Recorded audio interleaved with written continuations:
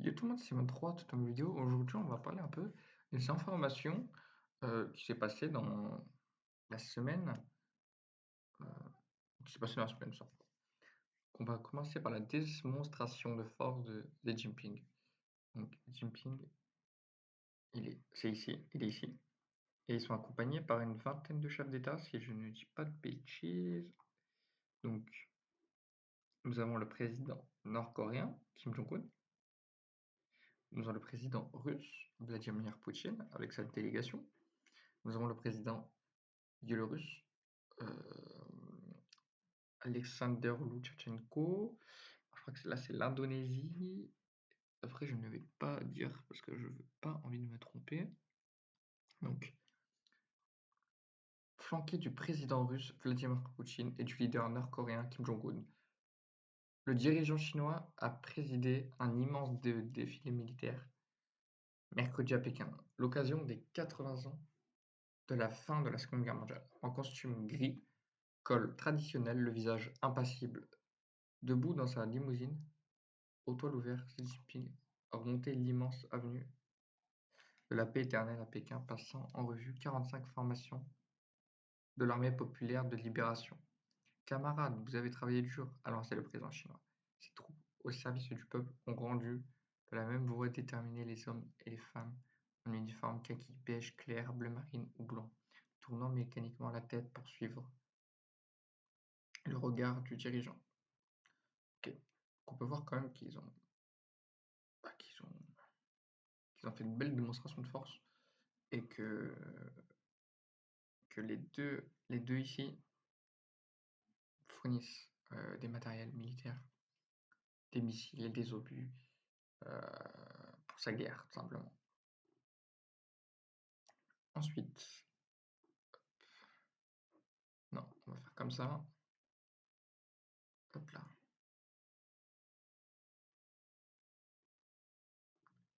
Bloquons tout le 10 septembre. Sabotage, péage ou chariot gratuit, les autorités s'attendent à tout.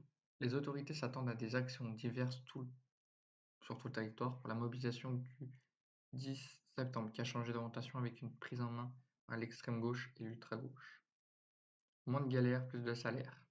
SMIC à 1 800 €, retraite à 60 ans, sixième semaine de congés payés, 100% de sécurité sociale, encadrement des prix de loyer, encadrement des prix de l'énergie, encadrement des prix de l'alimentation, retour de l'ICF, donc l'impôt sur la grande fortune, taxes et dividendes, taxe du SMAN, rénovation des élus, RIC. Euh, donc voilà. Donc C'est ça quoi va être cet appel une, à bloquer la France le 10 ça septembre? va être Un une grosse grève bafouement total et illimité du pays. Voici l'appel d'un mouvement. et ça sera une perte pour l'État à hauteur de 60 millions approximativement.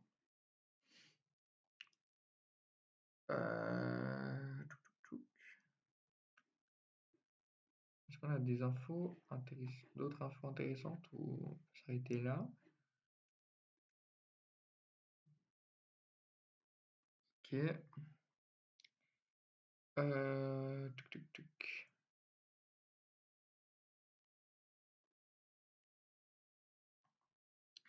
L'Union européenne s'apprête. Ah, ils sont chiants avec leur pub. L'Union européenne s'apprête à approuver l'accord du Mercosur. La Russie veut une reconnaissance internationale des régions annexées. ChatGPT en panne, les trois infos à retenir à la mi-journée.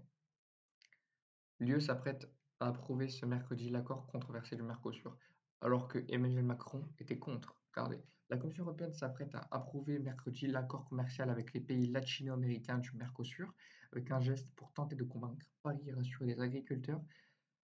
L'adoption par les commissaires européens est la première étape avant de soumettre ce traité de libre-échange aux États-Unis, membres et aux eurodéputés dans les mois qui viennent.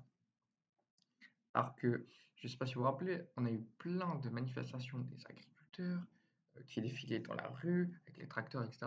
Donc c'est complètement n'importe quoi, tout simplement. Guerre en Ukraine. La Russie annonce vouloir une reconnaissance internationale des régions annexées. Le président russe réclame que Kiev cède la Russie. à la Russie, les 4 régions ukrainiennes ont-elles revendiqué l'annexion depuis septembre 2022, en plus de la Crimée annexée en 2014. La Russie affirme vouloir une reconnaissance internationale des régions ukrainiennes annexées, a indiqué le chef de la diplomatie russe, Sergueï Larnov. Dans une interview publiée mercredi, dans le même temps, Moscou a lancé dans la nuit une vaste attaque avec plus de 500 drones et missiles, principalement sur l'ouest de l'Ukraine. ChatGPT en panne, l'IA est indisponible pour de nombreux utilisateurs. Nous rencontrons actuellement des difficultés. ChatGPT ne renvoie pas de réponse, indique la plateforme. Depuis plusieurs heures mercredi, les messages se multiplient sur les réseaux sociaux pour signaler les difficultés d'accéder à ChatGPT.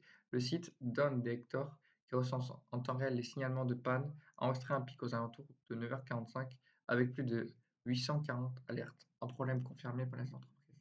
Le chiffre du jour, 200 000. C'est le nombre de places Ouigo proposées par la SNCF à moins de 20 € à partir de ce mercredi avec son opération Le jour très incroyable. L'objectif, permettre aux voyageurs de réserver des trajets. Voilà. Donc j'espère que ces petites informations vous auront plu. N'hésitez pas à liker, commenter.